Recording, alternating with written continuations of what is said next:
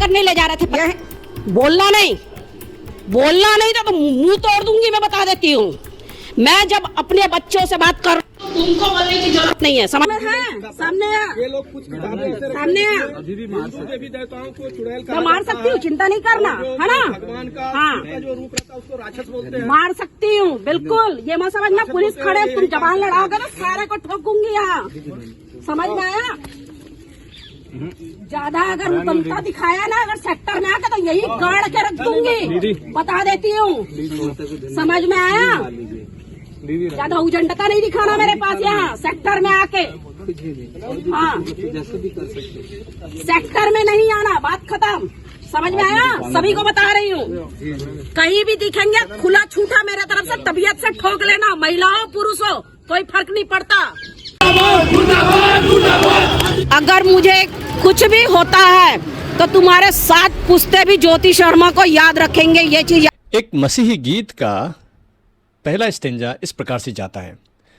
कहते हैं यीशु इस दुनिया में दया से बढ़कर कोई भक्ति नहीं, दया से बढ़कर कोई भक्ति नहीं। इंसानों में कोई फर्क नहीं, ना कोई ऊंचा ना कोई नीचा। देखिए, कोई भी धर्म आप मानते हो, यदि उस धर्म के भक्ति में अगर दया, प्रेम, करुणा नहीं है तो ये आपको सोचने वाली बात है।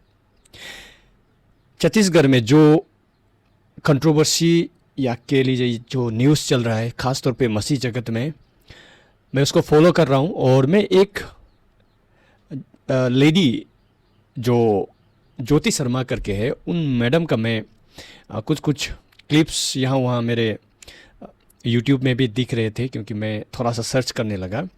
तो देखने पर मुझे दिखाई दिया कि मैडम जो है ज्योति शर्मा, नाम ज्योति बहुत ही अच्छा नाम है। अगर काम अंधकार वाला हो तो वो नाम भी शोभा नहीं देता।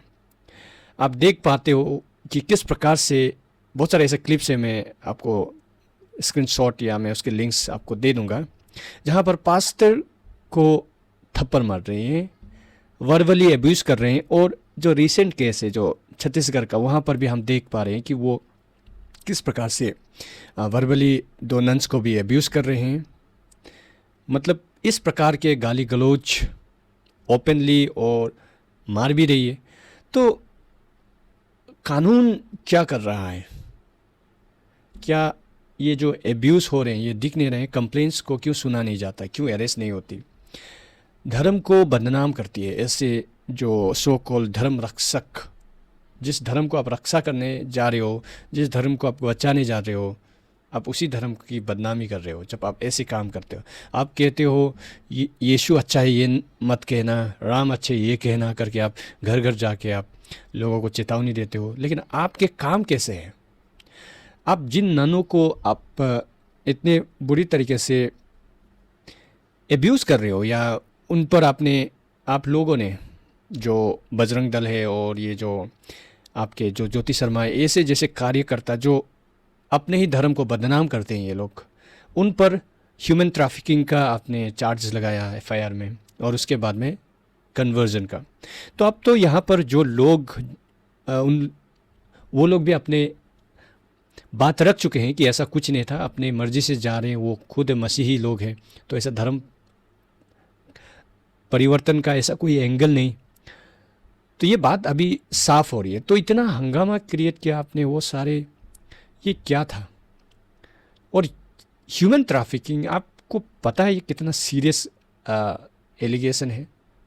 ह्यूमन ट्रैफिकिंग मानव तस्करी है। जो 2 नन को आप बात करी हो जिन्होंने अपना जीवन दिया, both of them are highly qualified.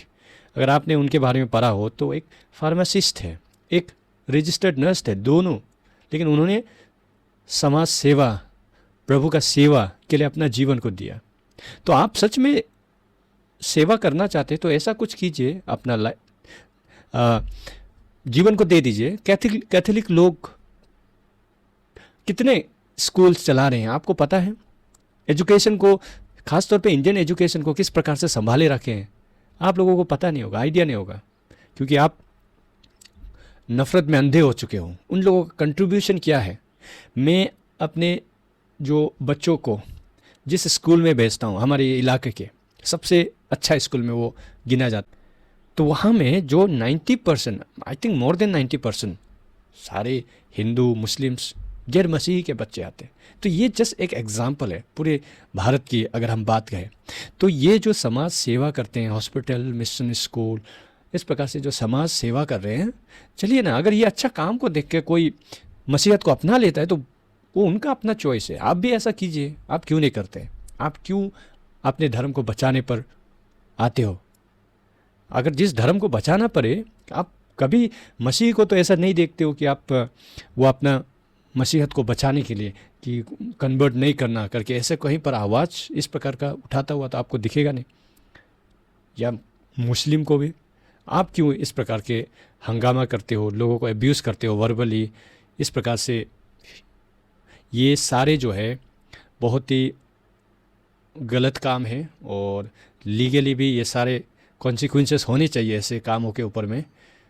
आप एब्यूज़ करते हो, मारते हो, गाली गलौज करते हो, धमकाते हो, डराते हो, पूरा मॉब लिंचिंग का सिचुएशन बना देते हो, तो ये जो है मतलब आप धर्म का आपको समझ नहीं है सबसे पहले।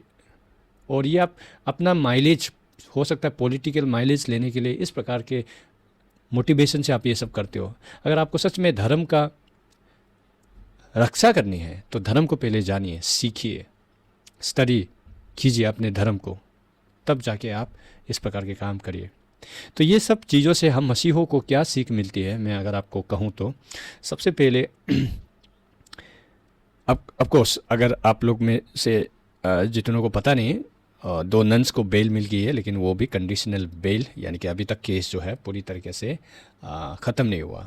बेल जो है ऑन कंडीशन दिया गया है NIA के द्वारा। तो अब यहाँ में जो बात मैं कहने जा रहा हूँ, हम मसीहों को आज, भारतीय मसीहों को आज हमें भी बहुत सारी गलतियों से हमें सीखना है।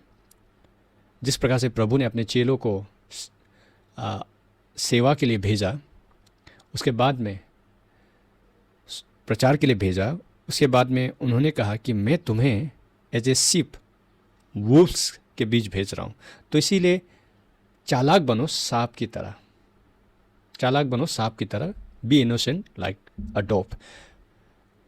इससे तात्पर्य ये है कि हमें भी अपने विजडम का यूज़ करने का जरूरत। खासतौर पे मैं पास्टर्स लोगों से ये बात कहना चाहता हूँ, कानून को जानिए, समझिए और जितना हो सके सेफ तरीके से, अगर आप किसी को प्रभु के बारे में प्रचार भी करना चाहते हैं, मैं देखता हूँ कि बहुत सारे ऐसे ऑनलाइन ये जो कुछ लोग मैं देख पाया कि वो ओपनली कुछ ऐसा प्रचार कर रहे हैं, माइक लाउड स्पीकर लगा के। मुझे लगता है आज जो परिस्थिति है ये सब हमें नहीं करनी चाहिए। जितना हो सके रिलेशनली आप जाइए, प्यार दिखाइए, सेवा कीजिए लोगों का, अपने पड़ोसी से प्रेम करें और जो कानून कॉन्स्टिट्यूशन जो हमें देश का जो आज़ादी दिया उसके दायरे में रह के हमें बहुत सारी चीज़ें करनी है। Specially 1-on-1 evangelism is most effective. तो लाउड स्पीकर से प्रोग्राम करना या ये कुछ ऐसा बपतिज़म प्रोग्राम को एडवर्टाइज़ करना, फ़ोटो डाल देना, ये सब चीज़ों से अभी बचने का समय है। हमें ये सब चीज़ें नहीं करना। जितना हो सके हम सेफ चले और कानून के दायरे में रह के सारे चीज़ों को करें, क्योंकि वक्त जो है सही नहीं है। हमें समझने की ज़रूरी है क्या चल रहा है देश में। आप देख पा रहे हो इतने मास लेवल पर अनदेखी हो रही है, लोग मसीहों को एब्यूज़ कर रहे हैं, मार रहे हैं, गाली गलौज कर रहे हैं, पीट रहे हैं। आए दिन मैं अपने खुद, मेरे बहुत सारे मित्र यूपी दिल्ली जैसे जगहों पर भी पास सेवा करते हैं, उन लोगों से भी मुझे खबर मिलता है कि किस प्रकार से उन्हें भी डिस्टर्ब किया जाता है बीचों बीच सेवा के बीच में। तो कानून से हम इतना अपेक्षा तो नहीं कर सकते। या स्टिल मैं नहीं कहूँगा कि सब इस प्रकार से बाइस्ड है, मैं वो नहीं कहूँगा। अभी भी कानून जिंदा है, कॉन्स्टिट्यूशन से देश चल रहा है। लेकिन जिस प्रकार से ये हमारे मैडम और कुछ जो ऐसे इस प्रकार के लोग हैं जो ओपनली अब्यूज़ कर रहे हैं, ओपनली घूम रहे हैं, पीट रहे हैं, मार रहे हैं, गाली गलौज कर रहे हैं, फिर भी कोई अरेस्ट तो छोड़ दीजिए, कोई समझाने वाला बुझाने वाला इस प्रकार का भी लोग हमें नहीं दिखाई दे रहे। So we have to be wise. Thus the application में देने की कोशिश कर रहा हूँ। विजडम से चलिए, be wise like a serpent. धन्यवाद इस वीडियो को अंत तक देखने के लिए। God bless you.